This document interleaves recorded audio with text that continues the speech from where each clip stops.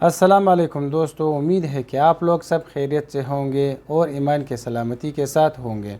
دوستو، آج آپ کی خدمت میں ایک ایسا ویڈیو لے کر آئے ہیں جسے آپ جان کر حیران رہ جائیں گے۔ دوستو، ڈاکٹر ذاکر نائک جب پاکستان پہنچا تو اس کا انتہائی شاندار طریقے سے استقبال کیا گیا۔ دوستو، ڈاکٹر ذاکر نائک بھی بہت خوش نظر آ رہے تھے۔ تو آئیے دوستو ویڈیو کو دیکھتے ہیں، بہت انٹرسٹنگ ویڈیو ہے۔ ویڈیو کو مس نہ کریں، ہماری ویڈیو کو لائک اور چینل کو سبسکرائب کیجیے تاکہ اسی طرح کی مزید ویڈیو آپ لوگوں تک پہنچتی رہے۔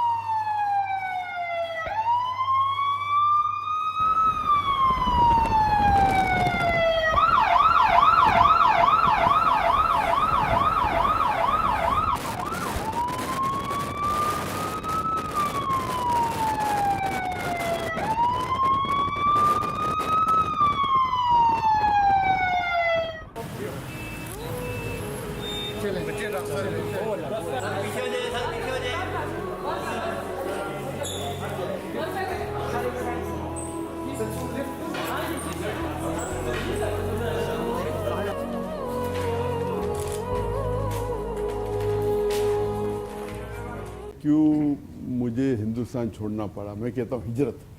کیوں میں نے ہندوستان سے ہجرت کی؟ ہجرت از اے مور بیٹر اسلامک ٹرمنالوجی. الحمدللہ اللہ کے فضل سے، اللہ کے مدد سے جب میں دعوتی کام شروع کیا دیدار صاحب سے متاثر ہونے کے بعد 1991 میں، اور الحمدللہ اللہ تعالیٰ نے کافی قبولیت دی، اور اللہ کی مدد سے الحمدللہ کافی غیر مسلمان اسلام قبول کر رہے تھے. اللہ ان کو ہدایت دے رہا تھا. تو کیونکہ کراؤڈ بڑھ رہا تھا، جب بھی ہم پروگرام کرتے تھے تقریباً 25% غیر مسلم ہوتے تھے، اکثر ہندو. تو اگر 1 لاکھ کا مجمع ہوتا تھا تو تقریباً 25,000 ہوتے تھے غیر مسلم، اکثر ہندو. جب 10 لاکھ کا مجمع ہوتا تھا تو 2.5 لاکھ ہوتے تھے غیر مسلم الحمدللہ. اور اکثر جو غیر مسلم میرے پروگرام دیکھتے تھے اکثر میں سے متاثر تھے، مور دین 95%. کچھ مشدد ہوتے تھے جو شدت پسند تھے، شاید مجھ سے خوش نہیں تھے. تو کیونکہ غیر مسلم مجھے چاہنے لگے، اور آپ دیکھیں گے میرے پروگرام میں کئی ہندو کہتے تھے کہ میں 40 سال کا ہوں، جو مجھے ہندوازم کے بارے میں پتہ نہیں تھا، ذاکر بھائی کے لیکچر سننے 2 گھنٹے میں ہمیں اور نالج ملی بنسبت جو 50 سے 40 سال میں ہم نے زندگی میں نالج حاصل کی ہندوازم کے بارے میں. تو اگر ہندو مجھے نہیں چاہتے تھے تو شاید گورنمنٹ کو کوئی تکلیف نہیں ہوتی تھی. ہندو چاہنے لگے، اسلام کو قبول کرنے لگے، تو یہ گورنمنٹ کے ایجنڈا کے خلاف تھا، یہ جو نئی گورنمنٹ کے خلاف تھا.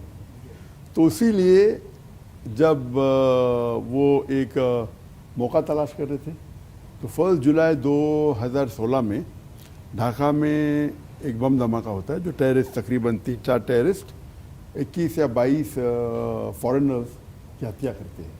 اور ایک ٹیررسٹ، اس میں ان کے جو نیوز پیپر ہے 3 جولائی میں آتا ہے کہ ایک ٹیررسٹ ذاکر نائک کا فیس بک پہ فالوور تھا. تو نیکسٹ ڈے پہ پوری انڈین میڈیا کہتی ہے کہ ذاکر نائک نے اس ٹیررسٹ کو انسپائر کیا. 4 دن بعد یہ شائع ہوتا ہے وہی بنگلہ دیشی نیوز پیپر میں کہ ہم نے کبھی بھی نہیں کہا کہ ذاکر نے انسپائر کیا، ہم نے صرف کہا کہ ایک ٹیررسٹ ان کا فالوور تھا فیس بک پہ. لیکن انڈین میڈیا جو آپ باندھتے گودی میڈیا کہتے ہیں، وہ شروع میں الحمدللہ کافی میرے خلاف بات کرنے لگے.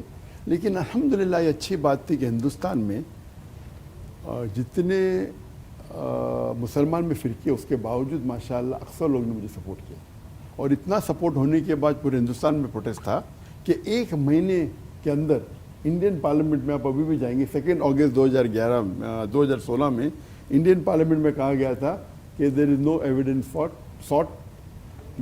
Found about doctor Zakir Naik اور his organization Islamic research foundation and they are not involved in any terrorist activity. تو یہ بولنے کے بعد سب پروٹیسٹ کم ہو گئے، لیکن ان کا ایجنڈا کچھ اور تھا. چند مہینے بعد نومبر میں جب ہندوستان کے مسلمانوں کو مسلم پرسنل یونیورسل مسلم پرسنل یونیفارم سول کوڈ کے چکر میں ان کو الجھایا گیا، اور اس کے درمیان ہمارے آرگنائزیشن کو بین کی.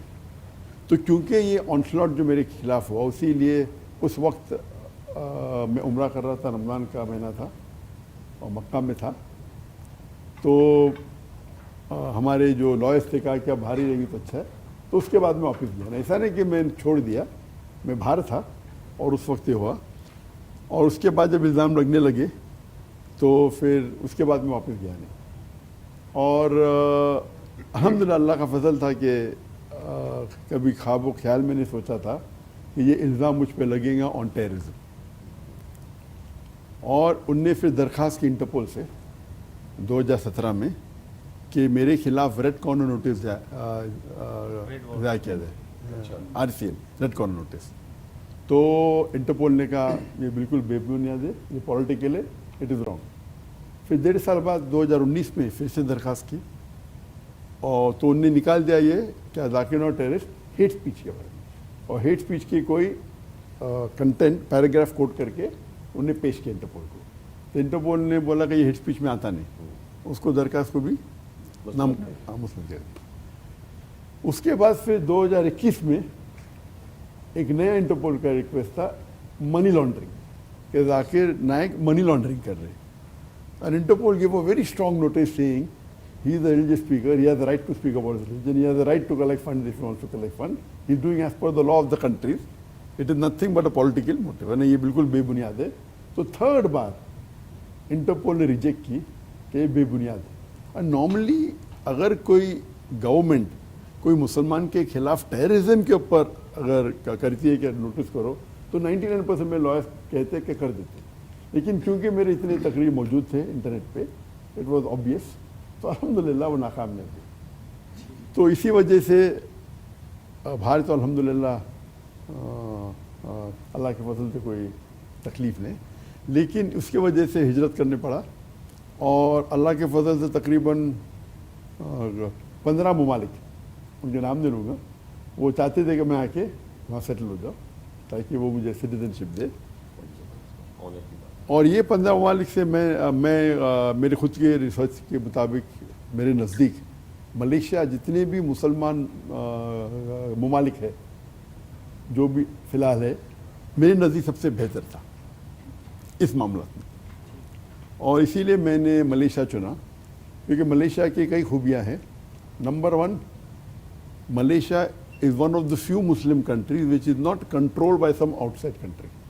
اکثر مسلمان ملک ہو، نام لینے کی ضرورت ہے، آپ سب جانتے، اکثر آلموسٹ آل وہ کچھ نہ کچھ فارن کنٹری انہیں کنٹرول کر رہا ہے، and mostly non Muslim countries. تو ملیشیا چند مسلمان ممالک میں سے ہے it is not control by any foreign power because of the location also دور ہے. Number 2، it is not in the war zone of the Middle East. Number 3، Islam is a federal religion in Malaysia. Number 4، Islam is a vote bank in Malaysia. بہت سے ممالک کے اندر، بہت سے مسلم ممالک میں Islam is not the vote bank. اور یہ لگا کہ اگر ہم it's not a vote bank, حالانکہ مسلمان زیادہ ہے، بیکاز ملیشیا کا یونیک ہے کہ جو میرے نزدیک 85% سے زیادہ اگر مسلمان ہیں اس دیش میں، تو unfortunately Islam doesn't become a vote bank. اور ملیشیا میں کیونکہ 63-64% ہے، تو yet Muslim want to be close to Islam, تو Islam is a vote bank. اس کے بعد اسلام از اے فیڈرل ریجن. اس کے بعد economically Malaysia is quite strong. Economically living standard is much less compared to the gulf countries اور the other Muslim countries. I'm not talking about the other poor countries but gulf countries دیکھے جائے، western countries میں. اس کے بعد اب دیکھی جائے تو it is in terms of Islamic economics, Islamic banking, one of the best Muslim countries جو اسلامک بینکنگ ہے. In terms of volume it will be number 2 after Saudi Arabia, but in terms of facility وہاں کی Islamic جو banking ہے it is the best in the world. وہاں for example اسلامی تقافل ہے.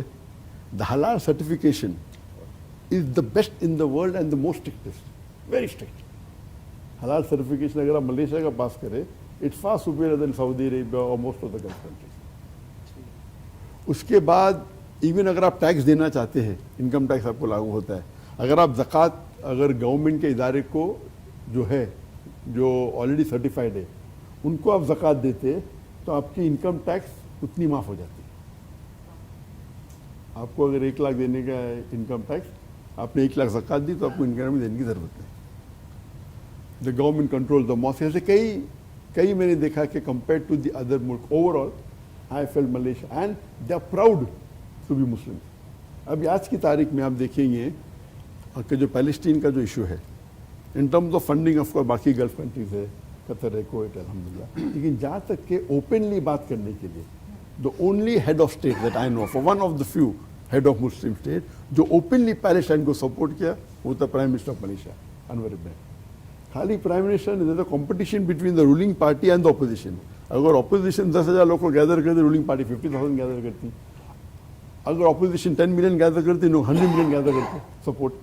تو it's good to see that there is competition between the ruling party اور اپوزیشن فار گڈ ورک. تو اس طور اینڈ ملیشیا ایک میرے نزدیک جتنے میں ٹریول کیا ہوں is one of the few countries جہاں اوپنلی مسلمان بات کر سکتے in support of the Islamic cause, whether it be Palestine, whether it be Rohingya, whether it be any issue on Islamic, you can take out a protest openly and the government sports.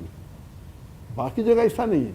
They may support monetary but you can't take out a protest, you can't openly support. So you feel proud to be a Muslim in Malaysia. Inshallah, I'll just come to you.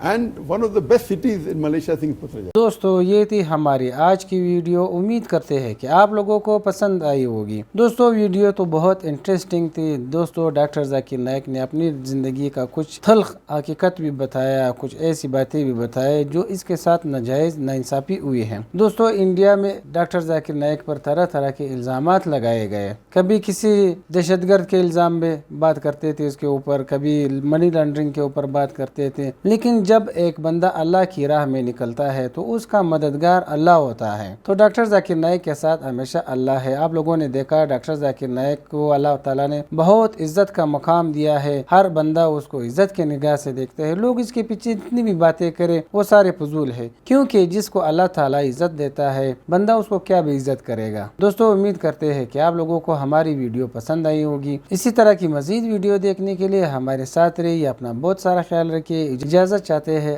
اللہ حافظ.